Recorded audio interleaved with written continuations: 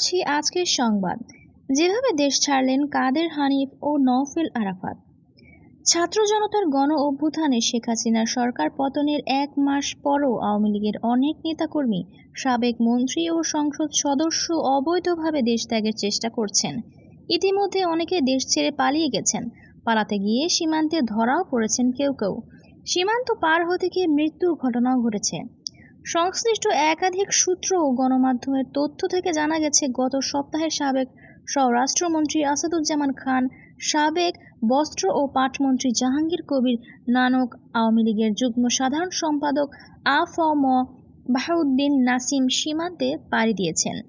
5 আগস্টের পর দেশ ত্যাগ করেছেন সাবেক পররাষ্ট্রমন্ত্রী হাসান মাহমুদ, সাবেক স্থানীয় সরকারমন্ত্রী মোহাম্মদ তাজুল ইসলাম, সাবেক শিক্ষামন্ত্রী মহিবুল হাসান চৌধুরী, সাবেক তথ্য প্রতিমন্ত্রী মোহাম্মদ আলী আরাফাত, সাবেক সংসদ সদস্য আলাউদ্দিন আহমেদ ও আলোচিত আওয়ামী লীগ নেতা নারায়ণগঞ্জের সংসদ সদস্য শামীম ওসমান সহ অনেকে।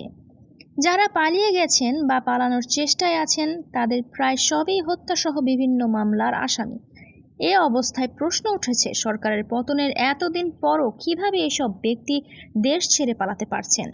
আওয়ামী লীগের সাধারণ সম্পাদক ওবায়দুল কাদের, যুগ্ম সাধারণ সম্পাদক মাহবুবুল আলম হানিফ, সাবেক মন্ত্রী সোম রেজাউল করিম সহ কেন্দ্রীয় আওয়ামী লীগের আরও বেশ কয়েকজন নেতার দেশ ছাড়ার গুঞ্জন রয়েছে, তবে তাদের বর্তমান অবস্থান সম্পর্কে নিশ্চিত হওয়া যায়নি।